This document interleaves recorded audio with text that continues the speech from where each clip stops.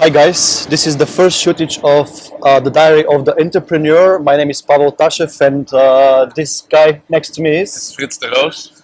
Nice to meet you. We both met actually in Almaty, Kazakhstan. So right now we are in how it's called Barista Pro Cafe in Almaty, Kazakhstan. And the reason we have this conversation is because this guy here next to me, he's starting his own business. And as part of the Diary of the Entrepreneur, I'm curious to just interview people and see how they go through this journey of starting their own business. So let's start with who are you, what you do, your experience. Yeah, okay. So, I'm Frits and I'm traveling, and I used to be working at the same time too. And I worked for a startup company, and that company that allowed me to travel and work as a data scientist or machine learning engineer, if you will. Okay. There was a very nice experience, but unfortunately the startup didn't make it in the end because of multiple reasons. But still, it inspired me to use what I learned over there, and to use this knowledge again for making a small company for myself at first.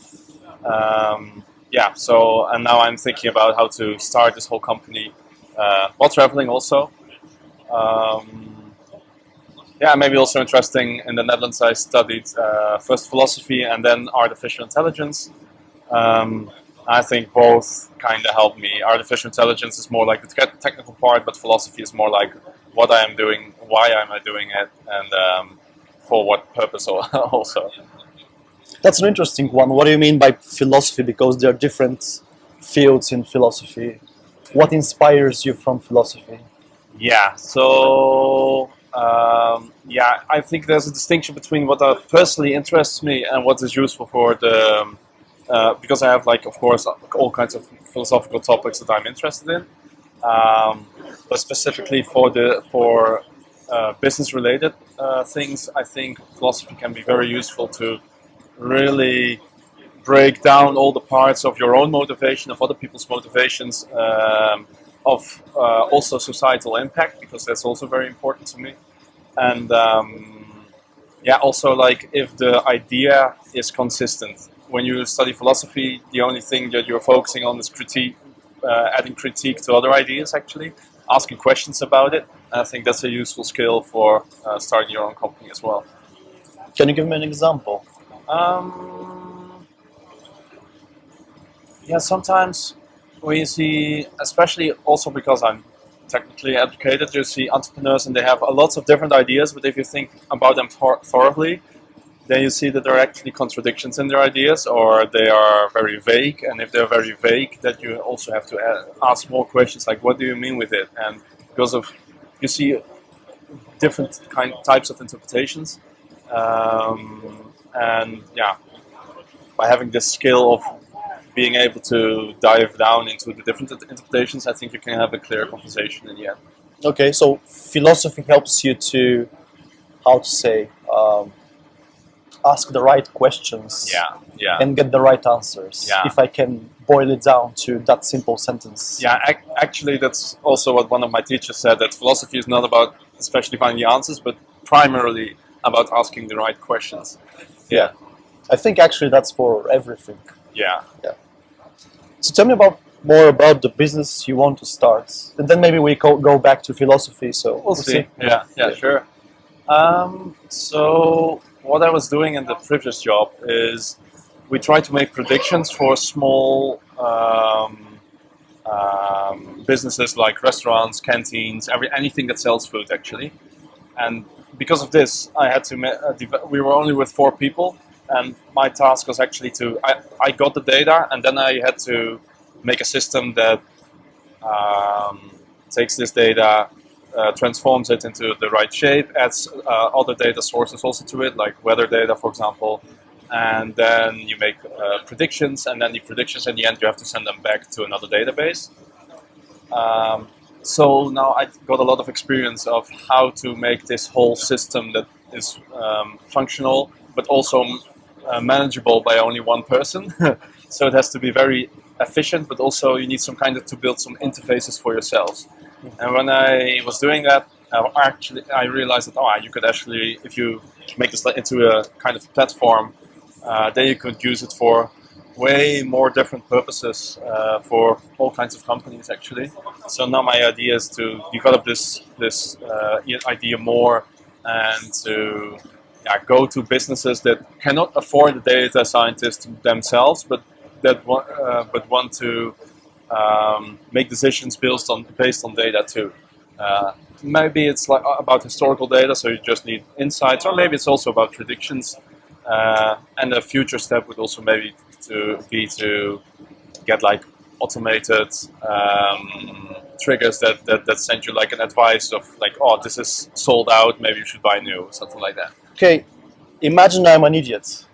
I have a restaurant or a business, Mm-hmm. and you come to me, and I don't know anything about what you're doing. Mm-hmm. And when you say what you have just said, I hear things like database analysis, and I'm confused because I'm an idiot. Yeah. Can you boil it down to something simpler? What the hell are you doing? Yeah. Why do I need you? Yeah. And therefore, what is your business for? Yeah. If I have to think about this, that's a nice question actually. I think I would say something like, so you're running a business. Do you know what you're doing? Do you know? Do you sometimes have like a mismatch between your inventory and the demand from your customers? If so, then maybe you could optimize this by using data technologies, or maybe you sometimes too late for buying still replenish your inventory. You could also use data related techniques, I think, to make this into a more efficient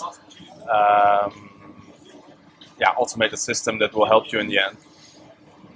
I think you can say it simpler. Let's have Yes, let's have an example. I have a cafeteria. Yeah.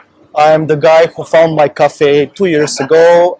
It's just an example. Mm-hmm. It's located here on Panfilova Street in Almaty. I have a cafe, and I don't know. I make let's say €1,000 revenue every month. Yeah. Like that's after taxes and everything. Yeah. And you come to me, how your data analysis or whatever you do would help me, and like more people will come or less people will come. What will happen? Yeah.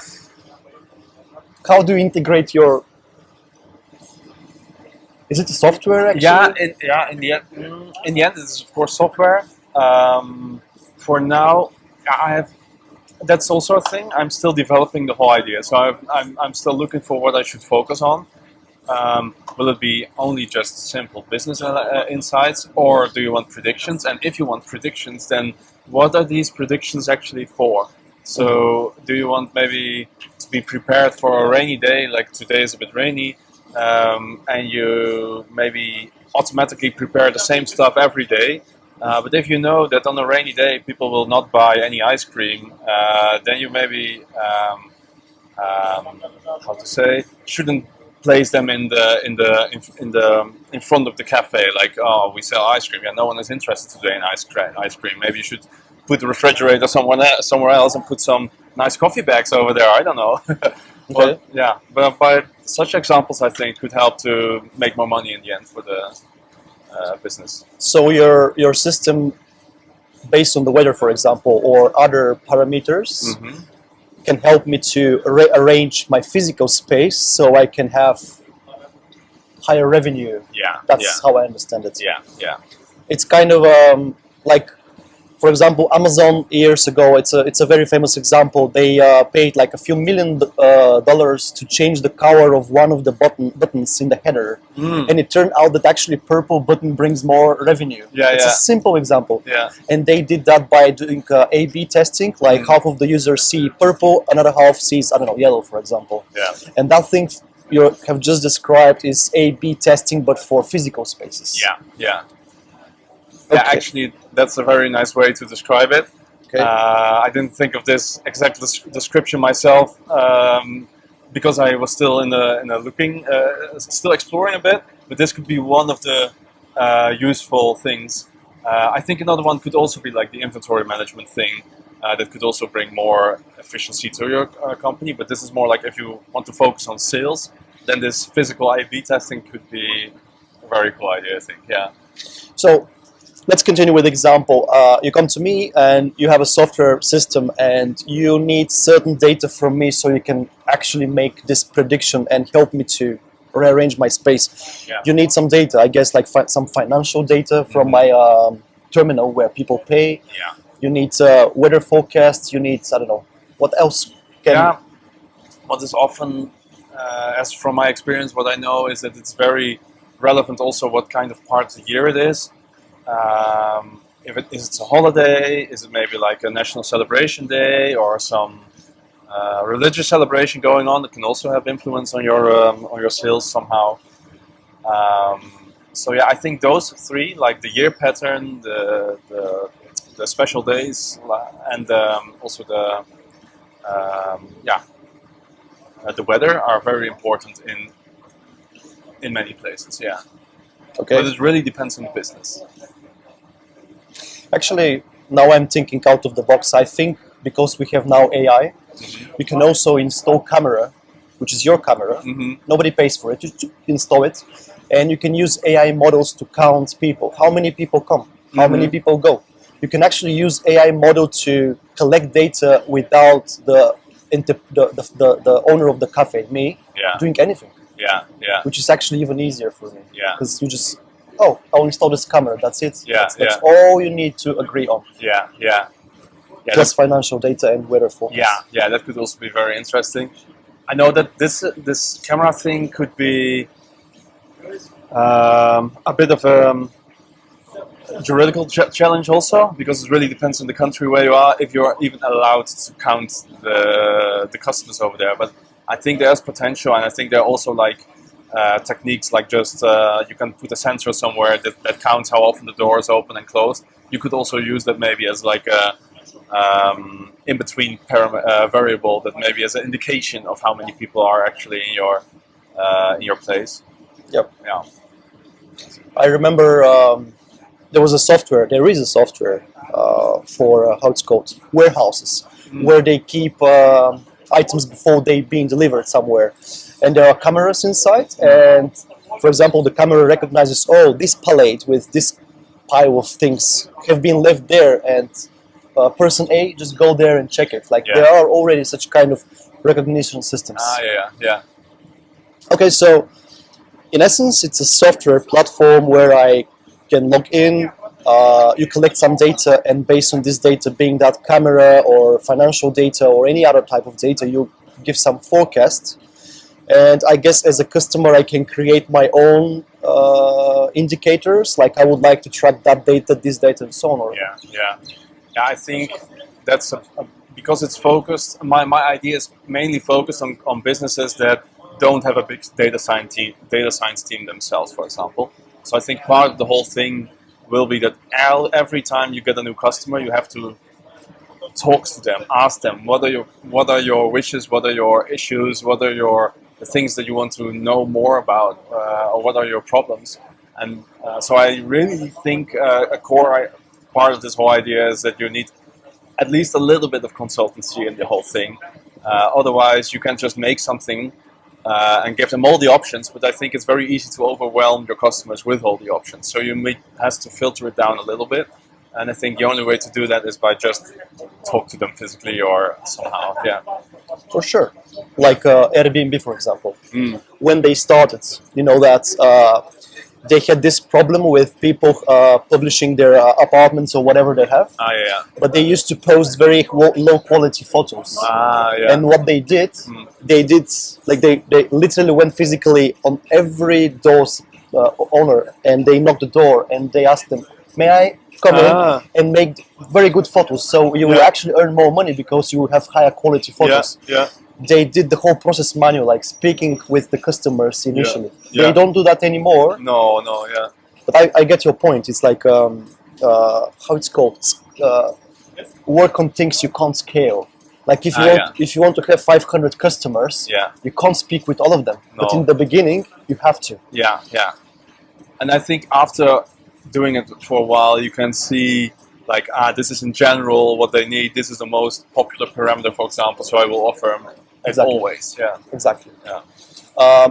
Actually, I had a business course like many years ago, and the teacher, he told us, you may have the problem, you may have the solution, you may have investor, you may have everything, even the product. But actually, the most important thing, which most businesses they miss, is to speak with the customer. Yeah. That's actually the most important thing.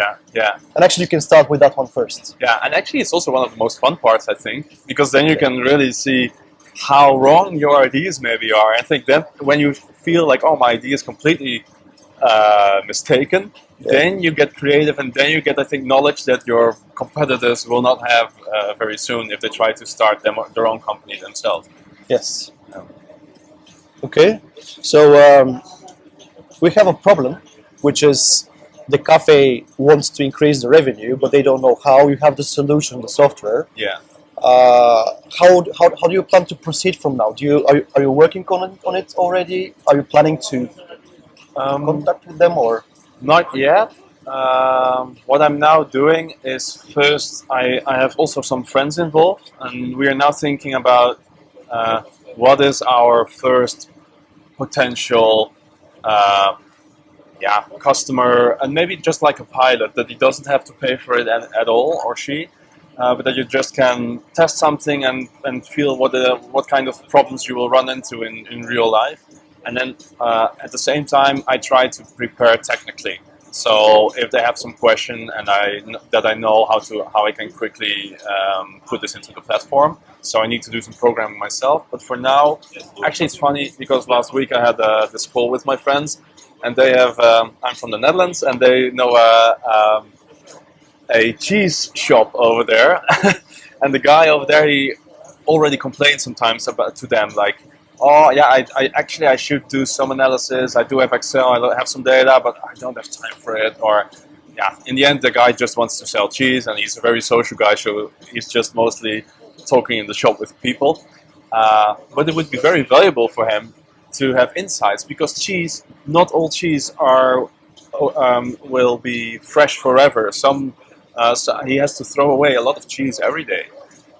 So those friends of mine, they were thinking like, oh, we can get in touch with him, check if we can get his data, and then we can try to figure out what kind of questions we need to ask, what kind of problems he's running into, and then I can try to prepare the platform also for this kind of demand. Yeah.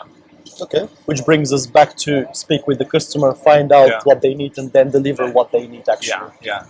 Which reminds me of a story when you said, I don't have time, I want to sell cheese. It's a very different topic, but a friend of a friend, many years ago, he opened a bar, but he wanted to do everything himself, like accounting and everything. Yeah.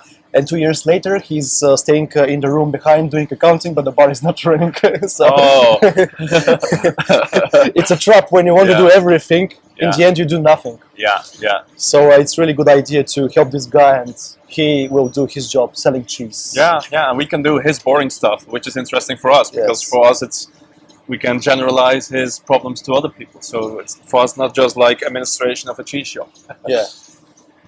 So actually you can target many different types of businesses like cafes, restaurants, cheese shops, hotels, whatever. But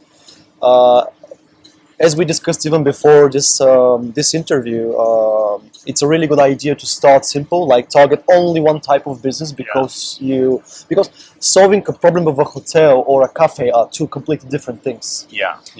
So starting simple, only one type of business, and as you mentioned, it could be free in the beginning. Like you can just offer the product for free because you actually will benefit from it, collecting data.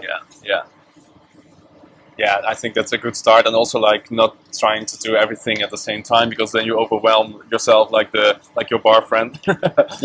Which is not a good idea, I think. Yeah, years ago when I started my own platform, it's called People Go Go. It's imagine Kickstarter but for volunteering campaigns. Like I would like to paint that wall over there, and because it's beneficial for everybody in the neighborhood, I would like, I don't know, $100, 2 people to help me. I need this and that and that and that. This kind of platform, and I ended up developing it for about 12 months. All right. I spent lots of money. I hired a developer and so on. In the end of the day, nothing happened because I was playing the game. I have my own business. Instead of actually solving a real problem. Yeah. So making it really complicated gives you this fake feeling that you're doing something, Yeah, yeah, but actually you're doing nothing. yeah. Ah, yeah, yeah. Oh, wow. So did you try it afterwards again also, but with and now getting more people involved from the start, or The same business, you mean? yeah, No, I didn't. no, Because the truth is, I realized it in time with my own experience. When you have an idea, if you exhaust the energy for that project, Yeah. it's difficult to start it again. makes sense. Yeah, Yeah. yeah, So a rule of thumb I have from that moment is start simple, yeah, yeah, as simple as possible. yeah, yeah. How would you apply the simpleness on my business idea? What do you think is the most simple definition of what I'm thinking about? You mean definition of the business or approach how to start? Approach how to start, yeah. I would not develop any line of code. Mm. I would go to this cheese guy Yeah, yeah, or any other business, like, because you're traveling. yeah, I would literally enter the cafe or the shop and I would speak with people. yeah, yeah. This is what I'm working on. Mm. It's 50% ready. It's not ready. Yeah, 50% ready. Just give me 2 weeks and it will be ready. yeah, And by the way, this is what I'm doing and it will help you to increase your revenue. And I would just have an interview. yeah, yeah, I would have 5, 10, 15, 20 interviews with different places and I would collect, literally, I would write the data down. yeah, And yeah. then I would analyze the interviews and then I would start preparing the simplest version of the software Yeah, yeah. only after the interviews. That's actually a good advice because I know this some actually, but because I already have a lot of code prepared myself, I feel like I should use it. But that's maybe a trap that I should avoid. Like first make a simple thing and maybe take some inspiration sometimes from the stuff you already wrote, but not trying to fit the problem in your solution, but make a solution around the problem actually. Yeah. Mm. And you're a software developer, right?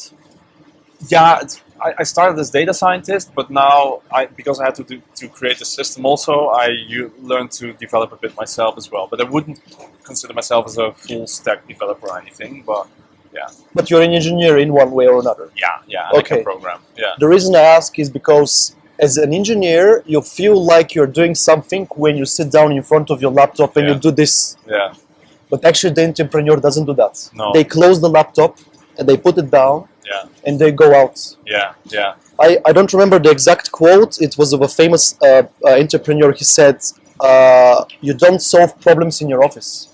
yeah. Just go out, have interviews with people, and Yeah. then you." Yeah, So yeah, I think interviews, analyze, then build the product. yeah. But that's also a challenge when you're traveling, I think, because for now I want to focus first, I think, on just Dutch companies, because in the future I could go back there and visit them quite easily because I live there. But for now, if I want to start, then yeah, I'm relying on these friends, which is also like a nice part because I like to do the backside also a bit. So if they can do like more sales stuff, but still, yeah, you feel like you're missing some information if there's someone in between, you know? I agree. But wait, there is LinkedIn, there is internet. You Yeah. can always find the contacts of these people and you can always organize a Zoom call. Or Yeah, yeah, yeah, you can literally have these interviews online. yeah. That's true. That's true. So Yeah. traveling is not an excuse. No, that's true. It's more that I know that some, especially when you get these smaller companies, you can sometimes like find the older people, and older people, some of them, if they, especially when they just run a cheese shop, I'm not sure if they have a lot of experience with Zoom, but then there's still WhatsApp, for example, and probably it will work out somehow. But, yeah, sometimes I also tend to make problems bigger than they really are, I think. And about the interviews, I can't give you straight away an example, but something I have learned from the business course I had is that you should not prompt the customer about what you are actually doing. Mm. Like, for example, what the teacher told us back then is you don't go to the customer and ask the customer, "Hey, I'm doing this. Do you think it will solve your problem?" Yeah. Because you are prompting them. Yeah, What you're actually interested in is asking their problem. yeah, yeah. And then you try to find your fit with your product. Yeah, yeah. This is actually a good way of thinking because when I'm talking with my friends also, we are mostly thinking about how you can make a nice business. But yeah, actually you should focus on the customer first. So I'm happy they found one. But actually now it's the challenge to really find out what his problem is and build something around it instead of just making a platform out of nowhere that's maybe not used by anyone. Yes. So yeah, that gives me a little bit of a different direction, also to steer my friends over there instead of just saying, "Oh yeah, just ask him something and I will build it." No, I also have to find out what his problem is through them, I think. Yes. Yeah. Or have direct interviews with the customer. Yeah, for example. Yeah. So you're traveling now. Mm-hmm. Like, where do you plan to go next? My next plan is China. Actually, I will go there tomorrow. Okay. I booked a bus, and because I like to travel overland, and in China I will stay for at least 4 months. Whoa, that's a lot actually. Yeah, 4 months. yeah, maybe more even, but yeah. In March I will go back to the Netherlands. Okay. So you enjoy traveling? Yeah, yeah, Okay. yeah. I left the Netherlands like 10 months ago, and I've been slowly traveling through the Balkans, Turkey, Georgia, and then I went to Central Asia, and now in Almaty. Okay. So I guess this is the last time I see you in life. Maybe. Maybe, you never know, of course. Well, who knows? Maybe I'll be somewhere in Europe soon. So Yeah, or maybe I will call you with some questions about business. You never know. of course, Yeah, of course. Always happy to have a conversation. yeah, nice. I really enjoy this process of, I would say, finding solution of real problems. Like, because in the end of the day, you try not to earn money. Of course, that's the final goal. But Yeah, in the end of the day, you're trying to solve something people yeah, need. yeah, What was it? Do something for people who have money. yeah, exactly. Because I don't like this view on companies that they are just for money making. Of course, they need to make money, but for me, saying that a company is built for making money is for me the same as saying that you live to breathe. But I breathe to live, right? And a company, if I don't breathe, then I die. But if a company doesn't make any money, yeah, then it also goes away, is gone. But that shouldn't be the purpose. I think the purpose is to make something that solves, yeah, as you say, solves some kind of problem that you see. Yeah. Yeah. And I told you again before this video, if I bottle water with the taste of watermelon, Yeah. who the hell needs that bottle? But giving something to the business which can actually increase the revenue, that's actually a real Yeah, problem. yeah. I would be interested actually if you come to me and tell me that you have a solution for that. Yeah. Yeah. And that's the thing which I like about this idea. Mm. So Yeah, I think I also try to think of this A/B testing, maybe also already for this cheese shop. Could be interesting. something I really like to talk about in my newsletter and with people is entrepreneurial mindset. Like, what made you to actually want to leave 9 to 5 thing Mm-hmm. and trying to do something on your own? Yeah, actually, this whole problem solving issue, because you see there are so many things that are underdeveloped in this world, and you see that it could be done, but you see that no one is doing it, so you think, okay, then maybe I should do it myself. Because actually, I don't mind so much of having a boss and not being completely independent, because always within a job you can find your own independence too, if you have the right job, I think. Okay.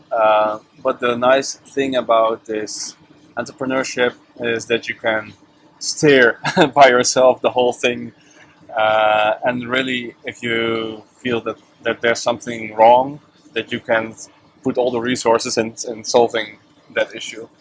So you feel like a captain of a ship. You're holding the and you Yeah, you choose a direction. yeah, It's that or different. maybe someone who puts up places in the sea where you shouldn't sail, for example. So also like making the system more useful for people who function there. Okay. Like how to say? I think a company should always, because I'm interested also in like society and how it functions. I think for me it's motivating if a company fulfills a useful role also, and not just destroying something, but really doing something that is useful for people on a bigger scale. Because if you improve the efficiency of some small company, then they can have more people to work there, and they improve the labor market, for example. So I like it when it's more like when I can connect it to a bigger goal, then it's more motivating for me to dive into the details as well. Do I feel like you have a little bit of altruism in yourself, like altruistic character. Yeah, I would say so. Yeah, I Like- mean, like you that's like- what motivates me. Yeah, Like you like to help people, not just to sell things and yeah. So that's also my how to say, my spot where you should be cautious about, because if you're not focused on selling stuff, then you're not going to be able to run a business. So I think that's something that I should be cautious about as well. But luckily, my friends are way more oriented in this way, so that's why I need them too. money orientated. Exactly. Yeah. You know, I went to London, I don't know, many years ago when I was pitching in front of investors another idea, and when I finished my pitch, like usually 2-3 minutes, and they ask, "Where is the money?" And I said, and I was like, "I don't know." So I totally get it, because I also have this altruistic thing in me, and sometimes I have to put like conscious Yeah. efforts to run away from that thing, because I know that I can go into the rabbit hole of doing something which actually brings nothing, like Yeah. financial results. Yeah. Because in the end of the day, if you don't have that thing, you'll bankrupt, Yeah. or you will never start the thing. Yeah. Exactly. Yeah. So I totally understand what you're saying. Yeah, but still, so what I need from that is the motivation, but I should be cautious about that it gets everywhere. Like, and as I said, like killing your own company because of your ideals that transcend this whole company. But in the end, you still want to have it, make it work, so you need to focus on the financial aspect too. Anything else you would like to mention, like when we talk about entrepreneurial mindset or traveling or anything else before we... It's also just like this adventurous part, what I like exploring things that you don't have explored before, or other people maybe even haven't explored before. So you can.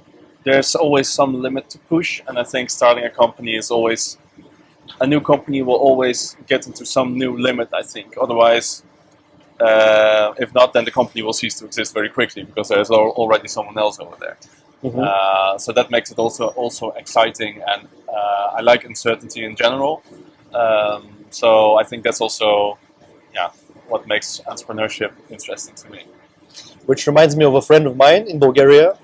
He wanted to start a business, and his mother told me, that was a long time ago. Oh, but why are you going to do that? You know how many things may go wrong? Yeah. She just doesn't like taking risk. This feeling of uncertainty. Yeah. But actually, that's the exciting thing which actually entrepreneurs like. Exactly. Yeah. What may go wrong? Yeah. Like trying something to solve a problem, you really don't know what will happen tomorrow. Yeah. That's the exciting thing, actually. And so you need to be a bit too confident, maybe, because you dive into some unknown, or maybe just confident. That you just think like, oh, I can do this, or maybe I can do this. Let's see whatever happens. What would be the worst case? Yeah, maybe you lose some money. Yeah, okay, then you try something else. Actually, nothing. Yeah. Even if you leave your job for 3 months, and your business fails, just go back. Yeah. Or you can do your business adventure while you're working, so you actually lose nothing. There is no risk here. Yeah. And also, you learn always something, which you can use for another function so you can apply maybe for a different job now. Yes. So I'm not that afraid of this kind of risks. Yes. Yeah. Okay. I think we can recap. Yeah. Before we stop the conversation, is there any book or something you would recommend, something which inspires you? Could be a few books, could be, or an article you recently read. That's a hard one for me, because I in general read very small, short stuff, and it's not like a one concrete thing. Okay. So. No, this is something I have to think about. Okay, maybe I had to ask you before. Yeah, maybe. Okay, I'll tell you one book which really inspired me recently. I forgot the author, unfortunately. It's called Prisoners of Geography. It's American author, and the book is about how countries, depending on their location and geography, their future is actually depends on that.